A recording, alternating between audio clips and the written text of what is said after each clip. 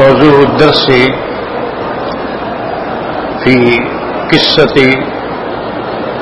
سيدنا عيسى ابن مريم وما فيها من ذكر المائدة سورة المائدة تفسير ابن كثير. الحمد لله رب العالمين والصلاة والسلام على أشرف الأنبياء وسيد المرسلين سيدنا محمد وعلى آله وأصحابه أجمعين. اللهم صل على سيدنا محمد وعلى آل سيدنا محمد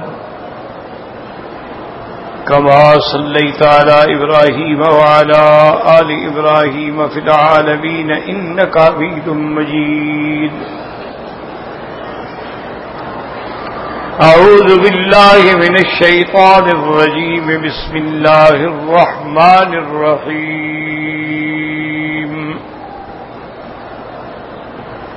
إذ قال الحواريون يا عيسى ابن مريم هل يستطيع ربك أن ينزل علينا مائدة هل يستطيع ربك أن ينزل علينا مائدة من السماء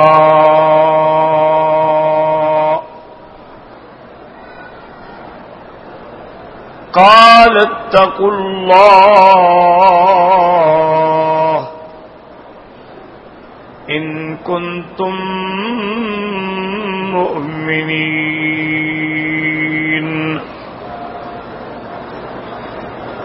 قالوا نريد أن نأكل منها وتطمئن قلوبنا ونعلم أن قد صدقتنا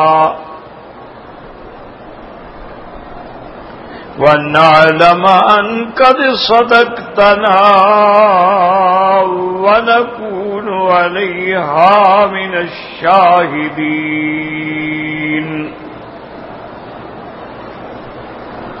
قال عيسى ابن مريم اللهم ربنا أنزل علينا مائدة من السماء أنزل علينا مائدة من السماء تكون لنا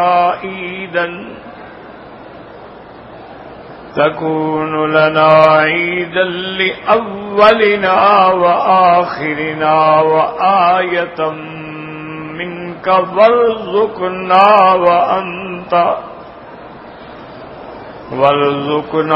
وأنت خير الرازقين. قال الله إني منزلها عليكم فمن يكفر بعد منكم فإني أعذبه عذابا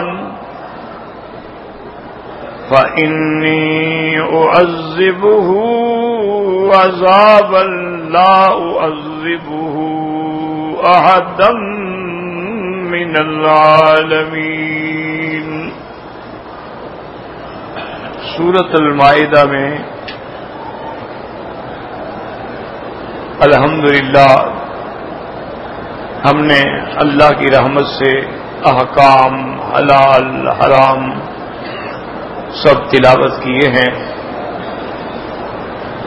اور آج رمضان المبارک کی چھٹی کے بعد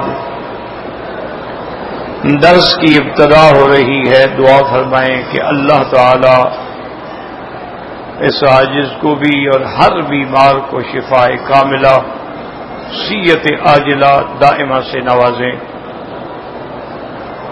اتفاق ہے الحمدللہ رمضان بڑے آرام سے اور بڑے شان سے اور بڑے آن سے گزر گیا، لیکن اس کے عید کے بعد سے لے کر ابھی تک روز کوئی نہ کوئی بیماری. آج بھی میں ظہر کو اسپتال میں تھا،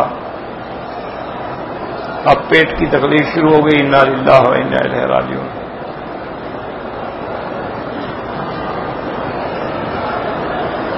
تو بہرحال اس کا علاج، اصل علاج تو دعا ہے، کیونکہ جب تک اللہ تعالی کسی چیز میں شفا نہ رکھیں کچھ نہیں ہو سکتا. دیکھیں نا، زمزم شفا ہے، لیکن کتنے بیمار پیتے ہیں شفا نہیں ہوتی. اللہ چاہے تو شفا ہوگا. یہ تو اسباب ہیں نا، دوائی لیتے ہیں، اسباب ہیں. شفا تو اس کے پاس ہے. اذا مریض تو وہ ہوا یشفی.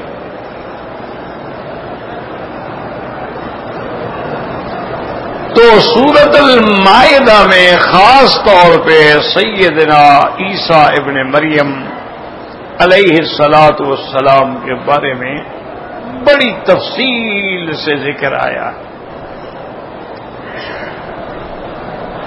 آپ کو یاد ہوگا میں نے عرض کیا تھا کہ سارا قرآن پڑھیں، مطالعہ کریں. پورے قرآن پاک میں اللہ نے کسی مقام پر جو سب سے افضل، سب سے اعلیٰ، سب سے اجمل، سب سے اکمل نبی حضرت محمد مصطفیٰ ہیں، ان کی ولادت کے بارے میں بھی ذکر نہیں کیا. پورے قرآن میں کسی جگہ بھی ذکر نہیں. تو اتنا ہے ہم نے مومنوں پہ احسان فرمایا. اتنا ہے کہ سیدنا ابراہیم نے دعا مانگی کہ یا اللہ ان کو اس قوم میں سے ایک پیغمبر پیدا کر. اس کے علاوہ کوئی تفصیل نہیں.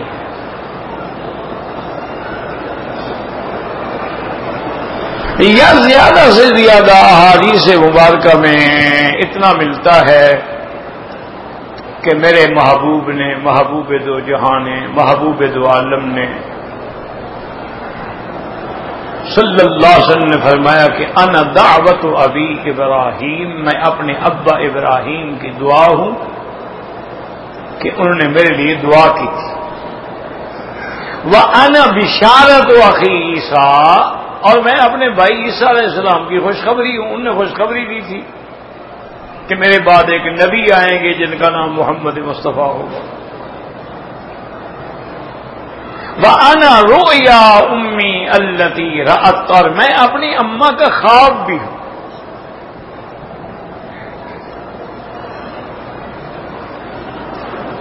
اور یہ بھی ساتھ فرمایا کہ اسی طرح ہر پیغمبر کی مائیں جو ہیں وہ خواب دیکھا کرتی ہیں.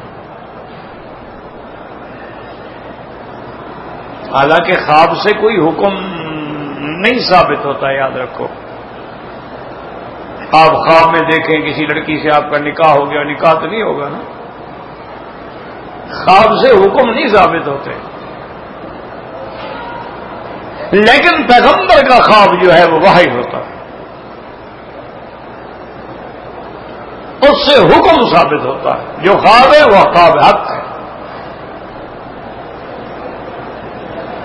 ابراہیم علیہ السلام نے خواب دیکھا تھا کہ میں بیٹے کو ذبح کر رہا ہوں، لیکن حکم ہے. بظاہر تو خواب تھا.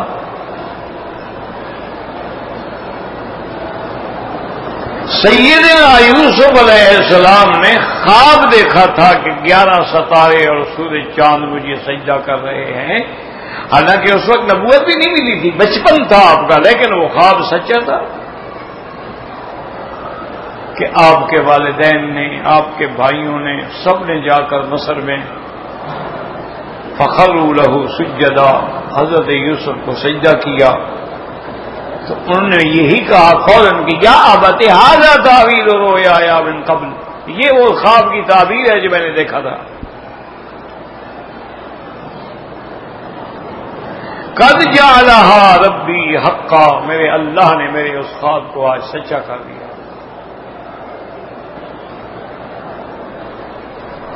اور اس کے ساتھ یہ بات بھی سمجھ لیں کہ نبی کا خواب تو وحی ہوتا ہے، لیکن معلوم یہ ہوتا ہے کہ انبیاء کی مائیں جو خواب دیکھتی ہیں وہ بھی سچے ہوتے ہیں، کبھی غلط نہیں ہوتا ہے. ورنہ حضور اپنی اماں کا خواب نہ ذکر کرتے.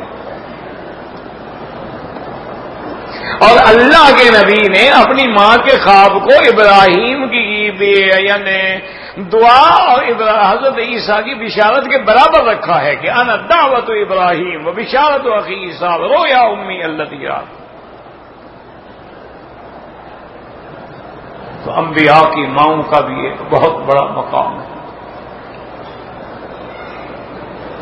بہت بڑی عظمت ہے. کیسے نہ ہو جن کے بطن میں اللہ کے نبی نے وقت گزارا ہو، جن کی گود میں پیغمبر نے پرورش پائی ہو، جس کے سینوں سے پیغمبر نے دودھ پیا ہو، اس کا کیا مقام ہے. لیکن اس سے زیادہ ہمیں کوئی تفصیل نہیں ملتی ہے.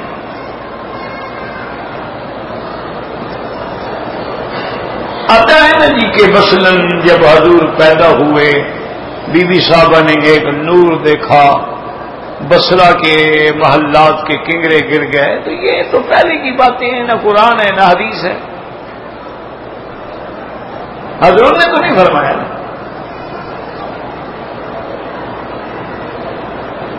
یا زیادہ سے زیادہ سیدہ حلیمہ جب لینے کے لیے آئیں تو کچھ معجزات ظاہر ہوئے، وہ بھی حضور کی نبوت کے پہلے کے واقعات ہیں جن کا ذکر تو آیا ہے لیکن کوئی حدیث یا قرآن کی آیت تو نہیں ہے.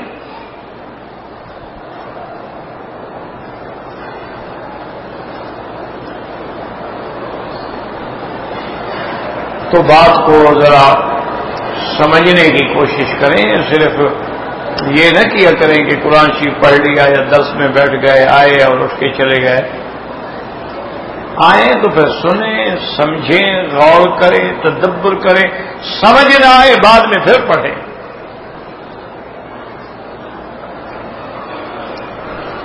پھر بھی معلوم نہ ہو تو کسی عالم سے رجوع کریں کہ جی یہ بات ہم نے درس میں سنی تھی، سمجھ نہیں آئی.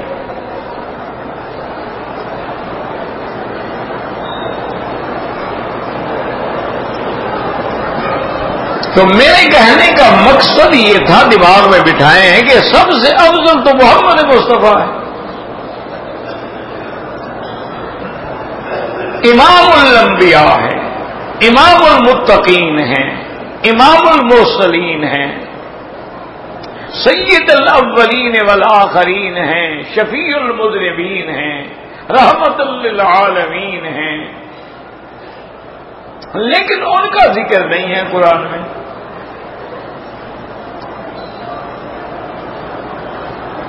عیسیٰ علیہ السلام سے تو آپ سے پہلے کے پیغمبر ہیں، 600 سال پہلے گزرے ہیں.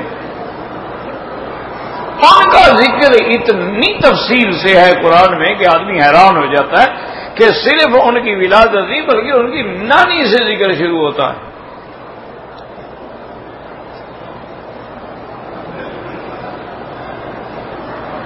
یعنی صرف حضرت عیسیٰ علیہ السلام اور بی بی مریم کا نہیں واقعہ، بلکہ بی بی مریم کی والدہ سے بھی ذکر شروع ہے. قالت امرأۃ عمران،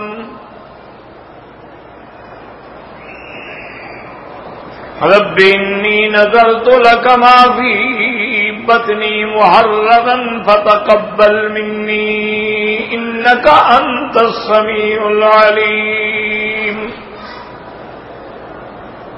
او بی بی مریم کی والدہ جو ہے وہ منت مان رہی ہے، وہاں سے ذکر شروع ہو.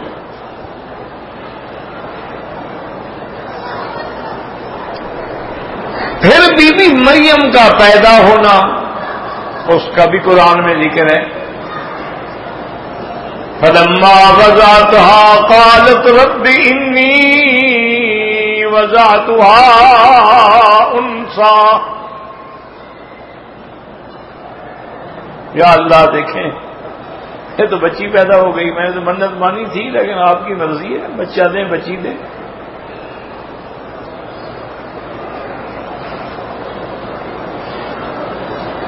اور ساتھ کسی بیوی کا قرآن میں ذکر نہیں ہے نام کا، لیکن اس کا نام بھی موجود ہے. وَإِنِّي سمیتها مریم.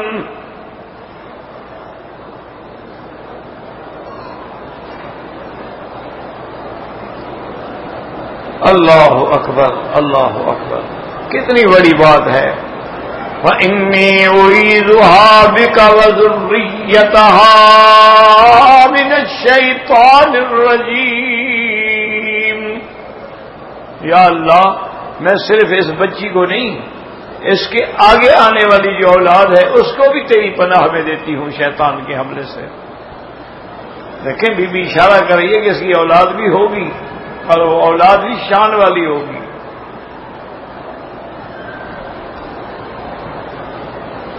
یہ سارا قرآن میں ہے، یاد رکھو، حدیث میں یا کسی عام کتاب میں نہیں، قرآن میں ہے. بڑی بات تو یہ ہے نا اللہ کے قرآن میں، کیونکہ قرآن تو ایسی جامع ماننے کامل مکمل کتاب ہے کہ جس کے مقابلے پہ دنیا کی کوئی کتاب نہیں ہے.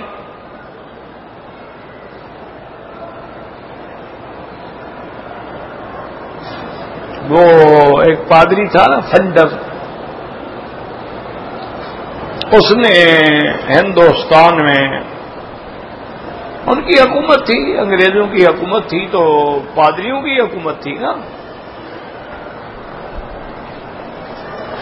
اور دیکھو نا یہاں اسلام کی حکومت ہے تو مولویوں کی حکومت ہے نا. حاکم جو مسلمانوں پر بیٹھے ہیں، ہر مسئلہ علماء کے پاس آتا ہے. عدالتیں ہیں، محکمے ہیں، وزارت العدل ہے، امر بالمعروف ہے، نہی عن المنکر ہے، رابطہ ہے، افتاء ہے، اغاثہ ہے، ریاست الحرم ہے، سب علماء. الحمدللہ اللہ قیامت تک قائم رکھے. مسلک کا اختلاف الگ بات ہے، لیکن دعا کیا کرو اللہ اس بلد الامین اور ان کی قیادت اور ان کے نظام کو قیامت تک باقی رکھے. اختلاف تو فروعی ہوتے ہیں کہ وہ حنبلی فقہ کو لے لیتے ہیں، ہم حنفی فقہ کو لے لیتے ہیں، اس میں کیا ہے؟ یہ کوئی کفر اسلام کی جنگ تو نہیں ہے، یہ تو فروعی مسائل ہے نا. یعنی اصول میں تو کوئی اختلاف نہیں. کبھی انہوں نے مغرب کی 4 رکعتیں پڑھائی ہیں یا فجر کی 3 رکعتیں پڑھائی ہوں، اور تو فروع میں اختلاف ہے. کسی نے رفع یدین کیا، کسی نے نہ کیا، کسی نے آمین زور سے کہا، کسی نے آہستہ کہا. یہ کوئی اصولی مسئلے تو نہیں ہے، نہ فرض ہے نہ واجبات ہیں.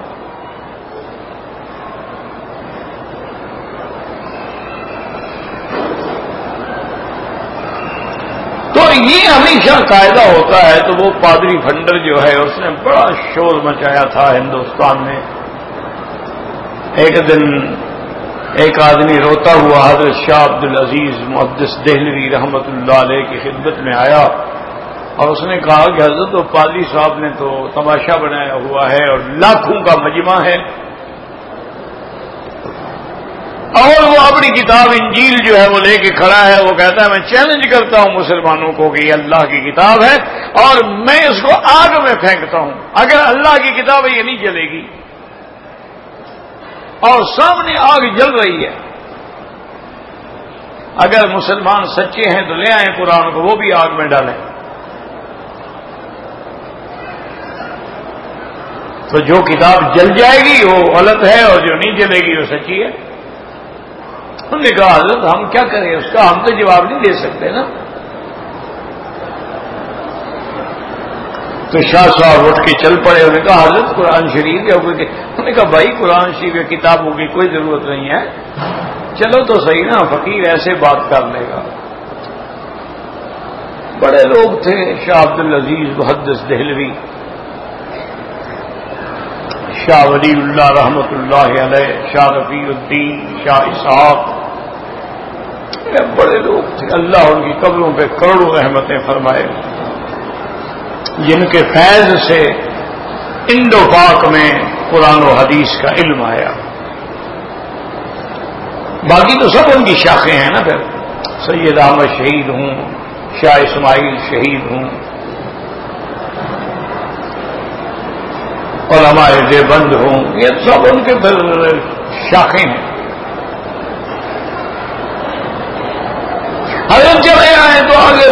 کا مجمع تھا اور وہ شور بچا رہا تھا اور کھڑے ہو گئے. پر میں ہاں پادری صاحب کیا بات ہے؟ اس نے کہا مولوی صاحب آپ آ تو گئے, یہ دیکھو میرے ہاتھ میں انجیل ہے, اور انجیل میرا دعویٰ ہے کہ اللہ کی کتاب ہے جو اللہ نے عیسیٰ علیہ السلام کو عطا فرمائی تھی, اور اس کو میں تمہارے سامنے آگ میں پھینکتا ہوں. اگر تمہارے اندر ہمت ہے تم بھی اللہ کے قرآن کو آگ میں پھینکو. جو سچی کتاب ہے اس کی اللہ حفاظت کریں گے, وہ جلے گی نہیں, اور جو جھوٹی کتاب ہے وہ جل جائے گی. حضرت شاہ صاحب مسکرائے اور فرمایا پادری صاحب آپ کا دماغ ٹھیک ہے؟ کیا مطلب؟ انہوں نے کہا کوئی ایسا پاگل ہوگا مسلمان جو قرآن کو آگ میں ڈالے؟ تم تو پاگل ہو سکتے ہو کہ انجیل کو آگ میں ڈال دو, مسلمان تو کبھی ایسا گستاخ نہیں ہو سکتا کہ اللہ کے قرآن. ہاں ایسا کرو, میں قرآن کو سینے پہ رکھ لیتا ہوں, تم انجیل کو سینے پہ رکھ لو, اور دونوں آگ میں کود جاتے ہیں. جو سچا ہے وہ بچ جائے گا, جو جھوٹا ہے وہ جل جائے گا. حضرت نے قرآن منگایا, سینے کا کہا آؤ نکلو باہر, آپ جناب وہ بھاگے. لوگوں نے پکڑا, بے عزتی کی, اور لوگوں نے اس کے جو انہوں نے کہا اس کو تو میں نے دوائی لگائی ہوئی تھی نا, اس کو آگ نہ جلاتی, اپنے آپ کو تو میں نے دوائی نہیں لگائی تھی, میں تو جل مرتا, میں کیسے آگ میں جاتا. تو قرآن تو ایک ایسی عظیم کتاب ہے کہ یعنی ساری, آج دیکھیں 1400 سال گزر گئے, ساری دنیا قرآن کی مخالف ہے. یہودی مخالف ہے, نصرانی مخالف ہے, ہندو مخالف ہے, سکھ مخالف ہے, دہریہ مخالف ہے, لا دین مخالف ہے, سوشلسٹ مخالف ہے. لیکن ساری دنیا اتنے بڑے زور لگانے کے بعد قرآن کے کسی ایک حرف میں آج تک غلطی نہیں نکال سکی.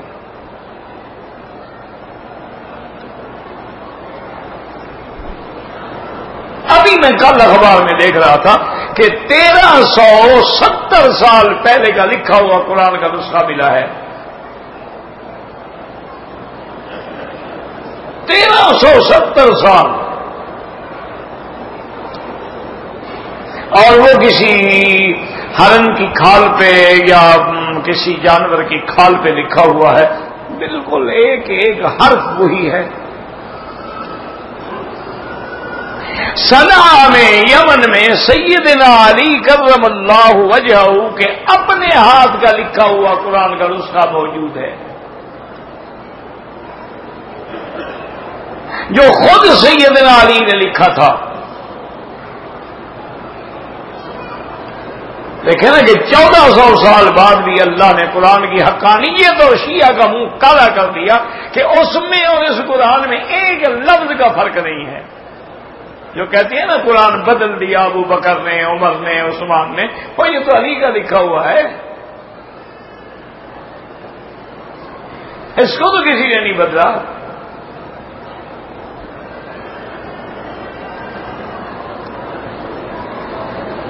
لیکن یاد رکھیں کہ اتنی بڑی کتاب تو اس میں سب سے پہلے تو حضور کا ذکر ہوتا نا. ابھی آپ نے شاید پڑھا ہو, ابھی انٹرنیٹ پہ ایک بحث آئی کہ پوری دنیا کے اندر سب سے زیادہ نام کون سا رکھا گیا اور سب سے پیارا نام کس کو سمجھا گیا. ساری دنیا نے تحقیق کی کہ سب سے محبوب نام جو ہے وہ محمد مصطفیٰ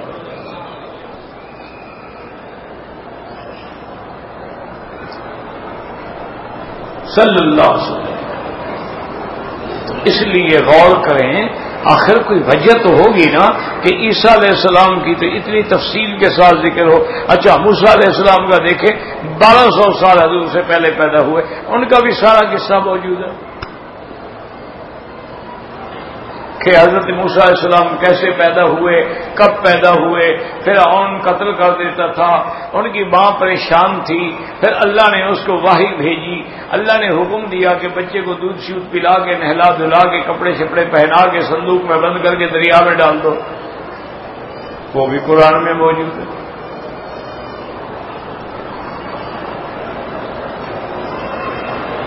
اور وہ دریا کے کنارے پر اس دریا جس میں وہ ڈالا گیا تو وہاں فرعون بما اپنی بیگم اور نوکرانیوں کے اور چہل قدمی کر رہے تھے،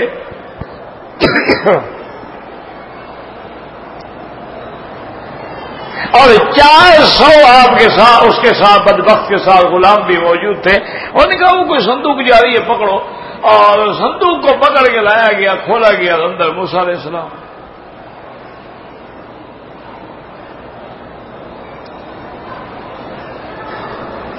دودھ پیتا بچہ ہے، صندوق میں بند ہے، اس صندوق کے اوپر کوئی آکسیجن کے لیے کوئی سسٹم بنایا گیا تھا، اللہ نے کیسے حفاظت کی؟ صندوق بند ہے، حضرت موسیٰ علیہ السلام سانس اندر کیسے لیتے رہے؟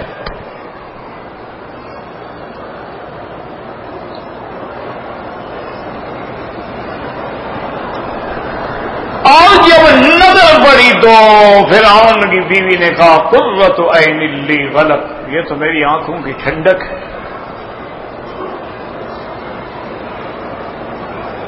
یہ بھی قرآن میں ہے۔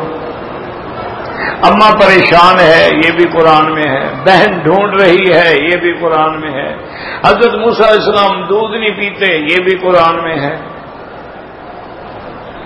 پھر اماں کے پاس حضرت موسیٰ علیہ السلام کو لوٹایا گیا، یہ بھی قرآن میں ہے۔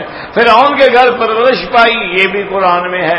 فرعون کے بندے کو تھپڑ مار کے مار ڈالا، یہ بھی یعنی اس کا بھی سارا ذکر قرآن میں ہے، لیکن حضور کا کیوں نہیں ہے؟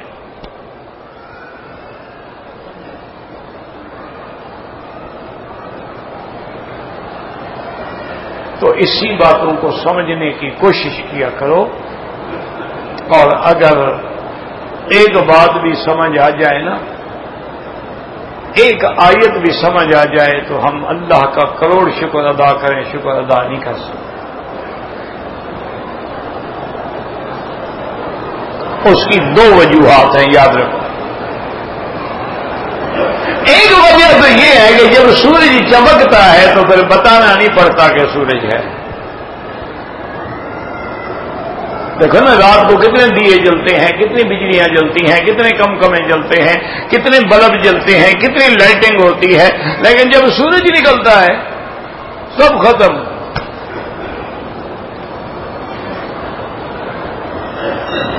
جب سورج ظہور، اسی لیے اللہ نے کہا سراجن منیرا،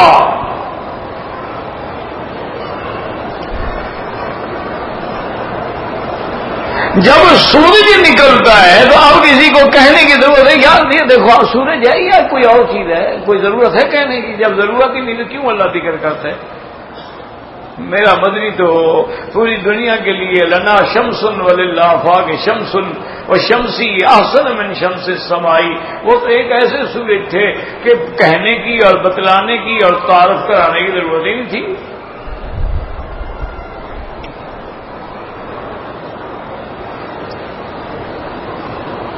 وہ تو اگر مکے کی گلیوں سے گزرے تو گلیاں گواہی دیتی گئیں، پتھروں کے ساتھ گزرے، پتھر سلام پڑھتے گئے، احد کے ساتھ گزرے، احد محبت کرتا گیا، حلیمہ کی اونٹنی پہ چڑھے، ساری اونٹنیوں سے آگے نکل گئی، حلیمہ کی وادی میں پہنچے، وادی سرسبز ہو گئی، حلیمہ کے سینے پہ منہ رکھا، سینہ دودھ سے بھر گیا، وہ تو خود ہر چیز کی آپ گواہی دے، بتانے کی کیا ضرورت تھی؟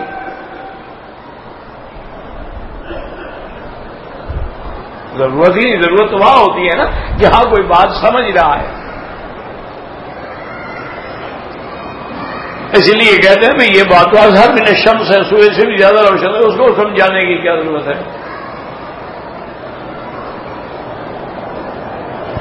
ایک وجہ یہ، اور دوسری وجہ یہ تھی کہ یہ بھی شان صداقت نبوت ہے کہ حضور کے مقابلے پہ اس وقت جو ہے یہودی بھی موجود تھے، نصرانی بھی موجود تھے۔ اللہ نے دونوں انبیاء کے احوال سے اپنے پیغمبر کو باخبر کر دیا کہ حضور ایک ایک لمحے کی خبر دیتے گئے۔ اب نہ یہودی بول سکتے تھے نہ نصرانی بول سکتے تھے کہ بھئی 600 سال پہلے نبی ہمارا ہے، خبر محمد مصطفیٰ دے رہے ہیں۔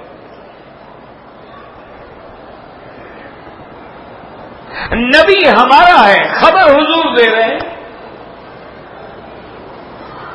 نبی ہمارا ہے، حضور اس کی اماں کی، نانی کی بھی خبر دے رہے ہیں۔ اس کا مطلب ہے کہ یہ سچا نبی ہے۔ ضد کا تو کوئی علاج نہیں ہے نا، ایک ہوتا ہے ضد کہ بھئی میں نہ مانوں، اور اس کا تو کوئی علاج نہیں۔ اب دیکھیں نا کسی کو کہو داڑھی رکھو، نہیں رکھتا، بس میں نہ مانوں کا کیا علاج ہے؟ حالانکہ اس میں مسئلے کی کوئی ضرورت نہیں ہے کہ مولوی مکی سے مسئلہ پوچھو کہ داڑھی رکھنی چاہیے نہیں رکھنی چاہیے۔ بات یہ ہے کہ اللہ نے لاکھوں پیغمبر بھیجے، رسول بھیجے، ولی بھیجے، اولیاء بھیجے، جتنے بزرگ آئے، علماء آئے، محدثین آئے، کوئی داڑھی مٹاتا تھا؟ یہ مسئلہ بھی سمجھ نہیں آتا آپ کو؟ یہ مسئلہ ہے جو آپ کو سمجھ نہیں آتا۔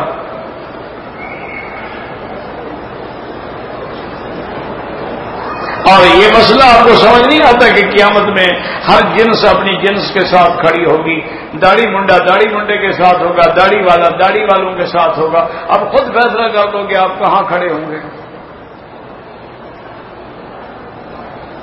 یہ کون سا مسئلہ ہے جو تمہیں سمجھ ہی نہیں آتا؟ ضد ہے بس۔ اور جی ٹھیک ہے، اچھی بات ہے، داڑھی رکھنی چاہیے، لیکن یہ عادت تو ہے، عبادت نہیں ہے۔ جیسے حضور چادر باندھتے تھے، عادت ہے، اب کوئی چادر نہ باندھے تو کوئی حرج نہیں، ایسے کوئی داڑھی نہ رکھے تو کوئی حرج نہیں۔ وہ بدبختو، یہ تو امر ہے، حضور نے فرمایا داڑھی رکھو، یہ تو عبادت ہے، حکم ہے، امر ہے، وجوب ہے۔ حضور نے یہ حکم نہیں دیا کہ چادر باندھو، داڑھی رکھنے کا تو حکم دیا، اوف اللحا ارخ اللحا قص الشوارب۔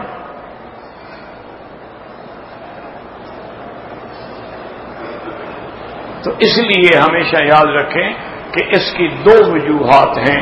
ایک وجہ تو یہ ہے کہ حضور کے تعارف کرانے کی ضرورت ہی نہیں تھی، حضور ایسا اظہر من الشمس تھے، جہاں سے گزرتے گئے، بس بات یہ ہے کہ دل ابو جہل کا نہ ہو۔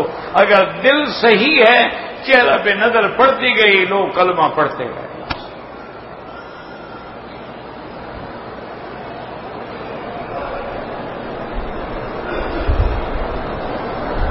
اور دوسری وجہ یہ ہے کہ حضور کے زمانے میں یہود اور نصارہ موجود تھے، ان کے سامنے انبیاء حضرت سیدنا موسیٰ اور عیسیٰ علیہ السلام کا ذکر کرنا جو ہے یہ تصدیق نبوت محمد مصطفیٰ تھی۔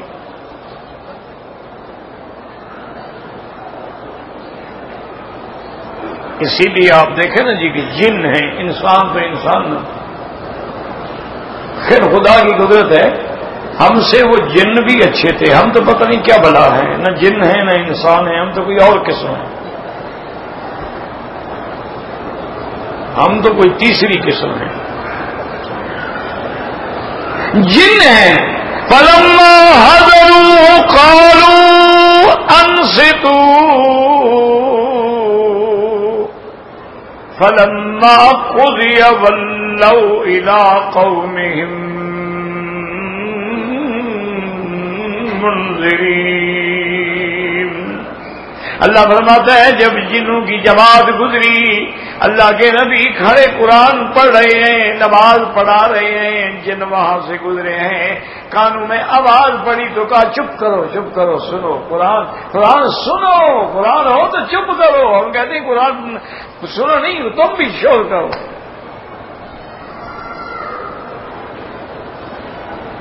اور جب قرآن ختم ہو گیا، نہ ملے ہیں، نہ بات کی ہے، نہ بیعت کی ہے، نہ ہاتھ پہ ہاتھ رکھا ہے، اپنی قوم کے پاس گئے ہیں تو مبلغ اسلام بن کے چلے گئے، سنتے ہی انقلاب آ گیا، بس حضور کا چہرہ دیکھا، قرآن سنا، قوم کے پاس چلے گئے، یا قومنا انا سمعنا کتابا انزل من بعد موسیٰ مصدقا لما بین یدیہ، ہم نے ایسی کتاب سنی ہے جو موسیٰ علیہ السلام کی زبان سے سنی تھی اور سابقہ کتابوں کی تصدیق کرنے والی کتاب ہے، اور یہدی الی الحق و الی طریق مستقیم۔ ہم 13 سال طالبوں کو پڑھاتے ہیں، وہ بھی اتنی اچھی تقریر نہیں کر سکتے جنہوں نے ایک دفعہ قرآن سنا، اور تقریر تو سنو کیسی کر رہے ہیں۔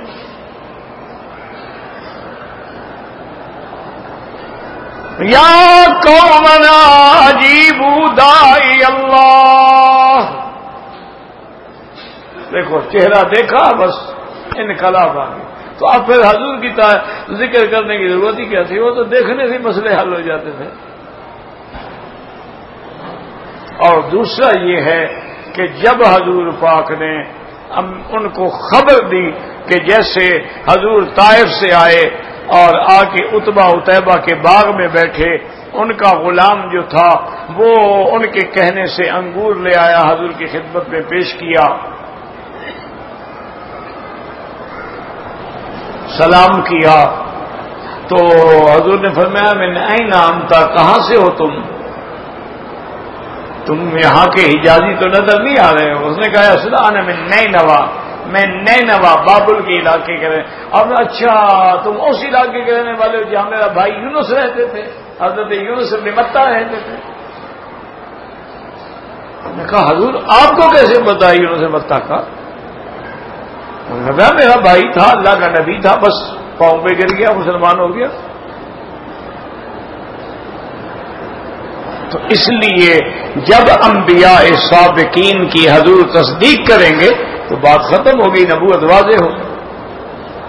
ایک بات یہ مسئلہ ملا، اور دوسرا مسئلہ یہ ملا ہے کہ قیامت والے دن اللہ تمام انبیاء کو، تمام رسولوں کو جمع فرمائیں گے اور ان کے بعد ان سے پوچھیں گے کہ تمہاری قوموں نے تمہارے ساتھ کیا کیا، تو اس سب کے سب کہیں گے لا علم لنا، ہمیں علم نہیں ہے، انک انت علام الغیوب، عالم الغیب آپ کی ذات ہے۔ تو علم غیب کا مسئلہ بھی اسی میں حل ہوا۔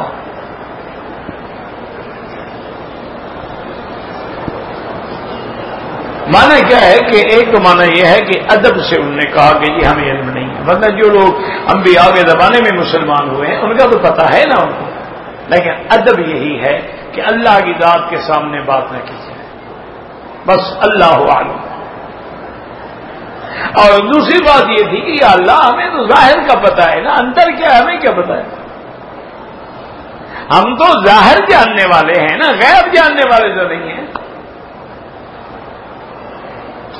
یہ واقعہ ہوا، اور اس کے بعد پھر اللہ نے عیسیٰ علیہ السلام پر اپنی نعمتوں کا ذکر فرمایا کہ عیسیٰ علیہ السلام میری نعمتوں کو یاد کرو، میں نے تم پر کیا کیا نعمتیں عطا فرمائی ہیں، اذکر نعمتی علیک وعلی والدتک، تم پر بھی تمہاری ماں پر بھی، اذ ایدتک بروح القدس، جب ہم نے جبریل کے ذریعے تمہاری تائید کی ہے، اور اس کے بعد ہم نے تمہیں ایسا معجزہ عطا فرمایا وَيُكَلِّمُ النَّاسَ فِي الْمَهْدِ وَكَهْلًا، کہ تم جھولے میں بھی بات کر رہے تھے اور بات بھی ایسی کر رہے تھے کہ پکا بزرگ بات کرتا ہے، ایسی گونگو نہیں تھی، بات ایسے تھی جیسے واقعی بات ہوتی ہے۔ اور پھر اس کے بعد میں نے تم پہ احسان کیا، وَإِذْ عَلَّمْتُكَ الْكِتَابَ وَالْحِكْمَةَ وَالتَّوْرَاةَ وَالْإِنْجِيلَ، تمہیں ہم نے کتاب کی بھی تعلیم دی، یعنی لکھنا سکھلایا، وہ کتاب الگ نہیں تھی۔ حضرت عیسیٰ علیہ السلام ان پیغمبروں میں تھے جو لکھتے بھی تھے۔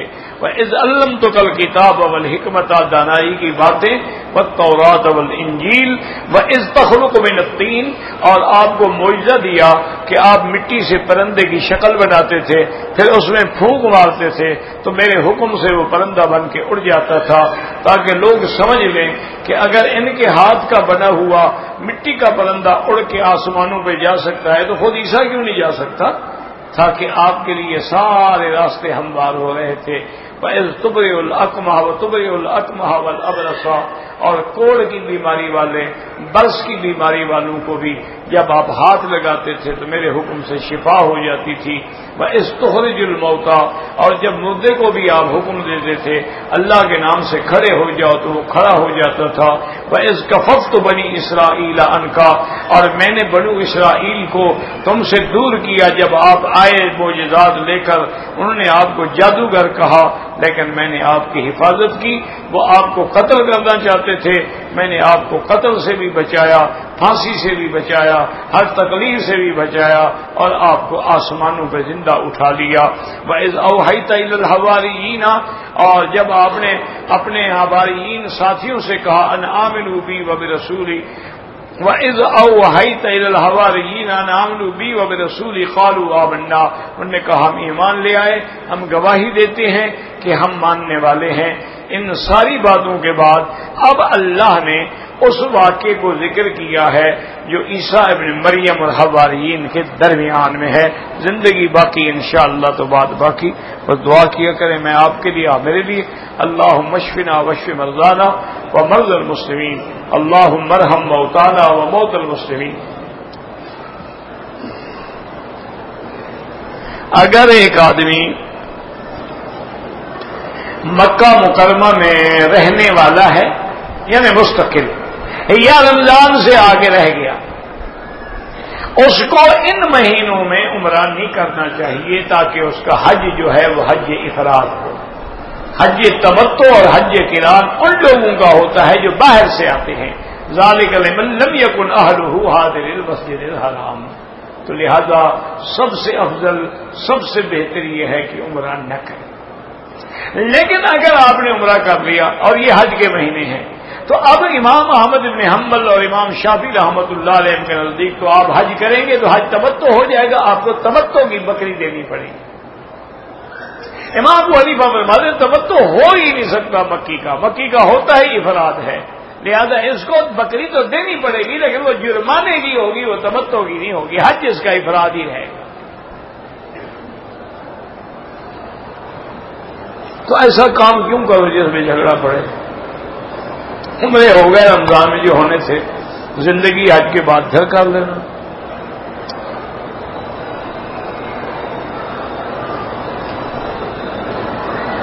کہتے جی کہ ہم یزید کو کافر کیوں نہ کہیں. تم جانو جی, ہم تو نہیں کہتے.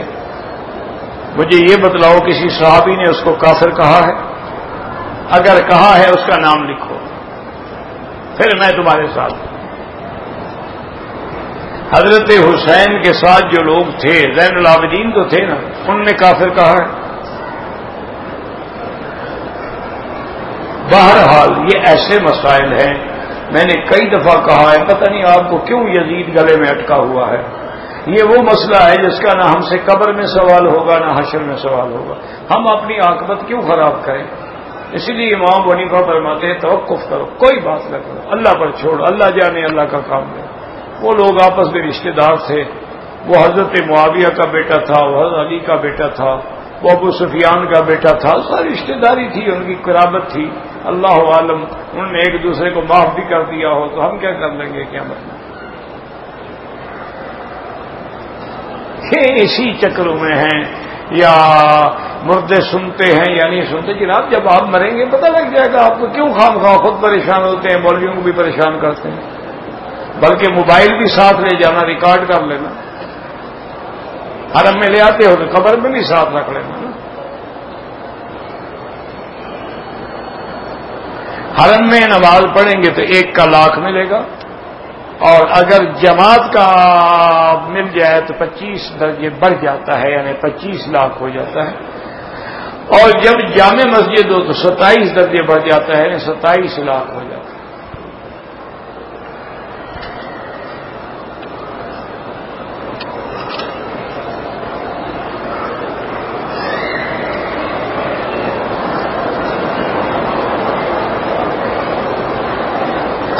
میں اپنی ساس کے ساتھ مدینے جانا چاہتا ہوں, ٹھیک ہے لے جائیں. واپسی پہ عمرہ نہ کریں, اس کو سیدھا جدے لے جائیں, جدے آپ بھی چلے جائیں, جدے سے بغیر عمرے کے آ جائیں, کوئی مسئلہ نہیں, کوئی مشکل نہیں. مدینے سے ڈائریکٹ نہ آؤ، جتنے چلے جاؤ پھر آ جاؤ مکے میں، کوئی عمرے کی ضرورت نہیں ہے۔ کتاب میں لکھا ہوا ہے کہ آدمی اگر طائف سے آئے بلو نوا بستان و عرفہ، عرفات کی نیت کر کے عرفات میں 2 گھنٹے بیٹھ کے پھر مکے آ جائے تو کوئی حرام نہیں۔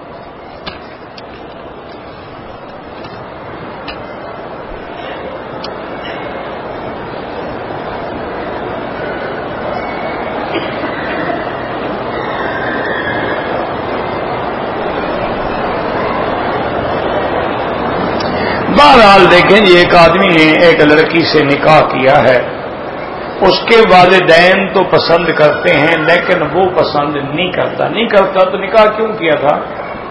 تمہیں کو گولی مار رہے تھے یا الٹا لٹکا دیا تھا رسی ڈال کر؟ اب جناب وہ ایک ایسی لڑکی سے شادی کرنا چاہتا ہے جس کو یہ تو پسند کرتا ہے والدین، وہ بھی کر لو یہ بھی رہنے دو، اس کو بھی طلاق نہ دو۔ طلاق دینا بری بات ہے، دونوں کو رکھو، تم بھی ٹھیک ہو جاؤ گے انشاءاللہ۔ جب 2 بیویاں ہو جائیں گی نا تو انشاءاللہ تمہیں بھی عقل آ جائے گی، اور والدین کو بھی انشاءاللہ تب طلاق نہ دو، طلاق بری چیز ہے۔ یا تو تم نکاح نہ کرتے، کر لیا ہے تو گزارے پھر اپنی پسند کی بیوی بھی لے آؤ، 4 کی اجازت ہے تمہیں، طلاق کیوں دیتے ہو؟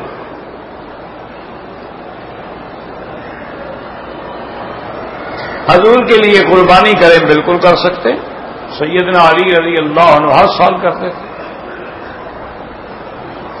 نفلی عبادت یا مالی عبادات کا ثواب بھیجنا کوئی منع نہیں ہے، کوئی بھی اس کا انکار نہیں کرتا ہے۔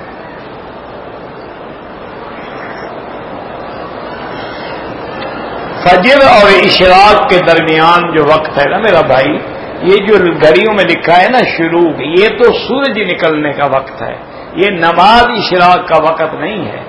نماز اشراق کا وقت اس سے تقریباً کم سے کم 15 منٹ بعد ہوتا ہے، پھر اس کے بعد ہوتا ہے چاشت ضحیٰ، جب 9 بج جائے دھوپ تیز ہو جائے اس وقت ضحیٰ پڑی جاتی ہے۔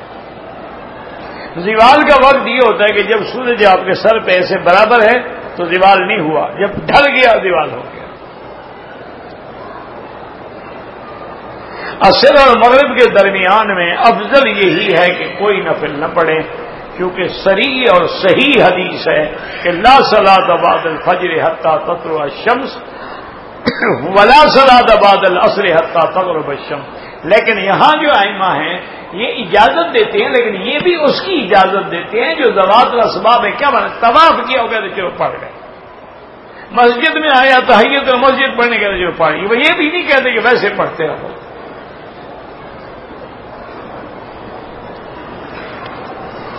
جھگڑوں میں کیوں پڑھتے ہو؟ اب دیکھو نا، آپ نے طواف کیا عصر کے بعد 2 رکعت نہیں پڑھی، ٹھیک ہے، مغرب کے بعد پڑھی تو کوئی حدیث مخالف نہیں ہے۔ عصر کے بعد پڑھ لی تو ایک حدیث تو مخالف ہے نا کہ نہیں پڑھنی چاہیے تھی۔ اگر ایک میں گنجائش ہے تو ایک میں مخالفت بھی تو ہے۔ ایسا کام کیوں نہ کرو جس میں کسی حدیث کی مخالفت نہ ہو۔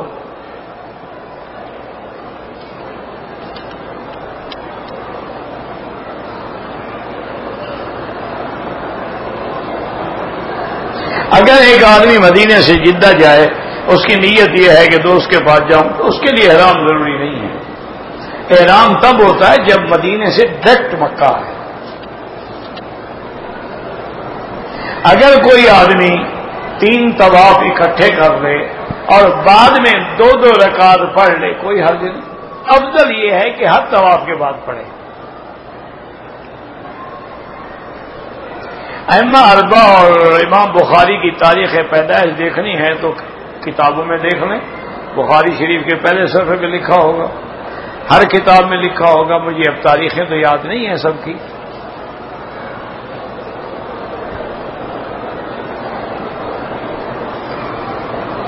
ہم عید میں مدینہ گئے، نکاح سے احرام باندھا، عمرہ کیا، حج کریں گے اگر آپ، میں نے بتایا نا حنفی مسلک میں آپ پہ ایک بکری دم ہے، اور حنابلہ کے نزدیک آپ کا حج تمتع ہے، بکری آپ کو دینی ہے۔ بہرحال بکری دے دیں، اللہ قبول فرمائے گا۔ تمتع ہے تو قبول ہوگا، جرمانہ ہے تو قبول ہوگا، تو حج تو کرو۔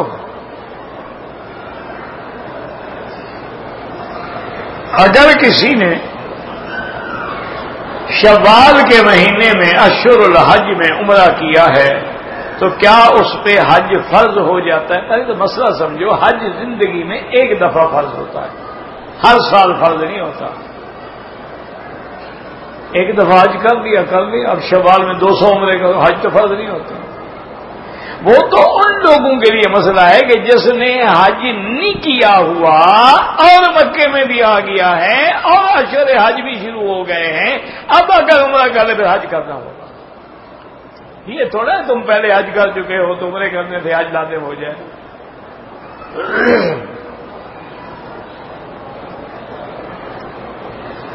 اگر کسی نے رمضان میں عمرہ کیا، حدیث میں ہے کہ گویا حضور کے ساتھ حج کرنے کا ثواب ملا، حج ادا نہیں ہوگا، حج یعنی ثواب اتنا زیادہ ہوگا کہ گویا کہ اس نے حضور کے ساتھ، جیسے کہ ایک نماز کا 1 لاکھ ملتا ہے، پھر باقی تو چھوڑ دینا ہم، کیونکہ 1 لاکھ نماز تو 100 سال سے بھی زیادہ ہے، مانا ثواب بڑھ جاتا ہے، عدد نہیں پورا ہو جاتا۔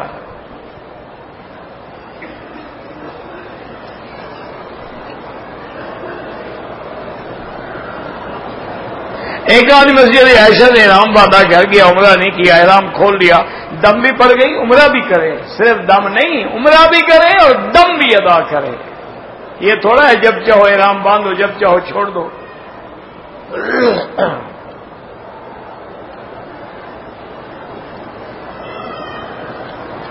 ایک دفعہ میں 3 طلاقیں ہوئی ہیں، 3 ہی ہو گئی حضرت، تمام ائمہ کے نزدیک 3 ہیں۔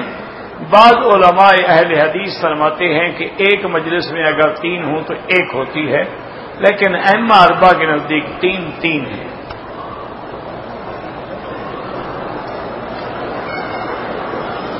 میری گھر والی نے رمضان کا روزہ نہیں رکھا، کیوں نہیں رکھا؟ وجہ ہو نا، 12 روزے قضا کرے، توبہ بھی کرے، اگر ویسے نخرے سے نہیں رکھا، ایک ہے کہ بیمار تھی نہیں رکھا، ایام حیض آ گئے نہیں رکھا، تو بہرحال قضا کرے۔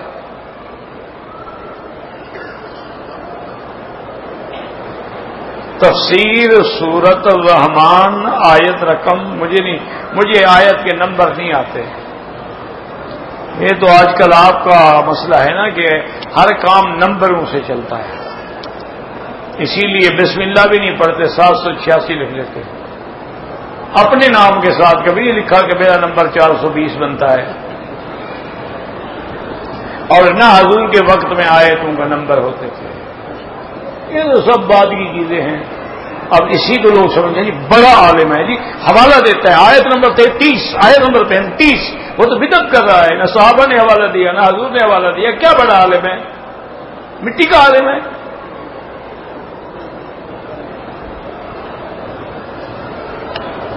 لوگ ہیں ہمارے بیچارے بس خوش ہو جاتے ہیں، شوال کا مہینہ سعودیہ میں چاند دیکھیں، مہینے میں عمرہ کیا، جب بار حج کرنا ضروری نہیں ہے، کرو تمہاری مرضی، نہ کرو تمہاری مرضی۔ اگر عمرہ کرنے کے بعد سر پہ ٹک لگائیں، دم پڑ گئی، بال بھی کٹوائیں، ایک بکری دم بھی ادا کریں، جب عمرہ کریں یا اس طرح پھروائیں یا سارے سر کے بال کٹوائیں۔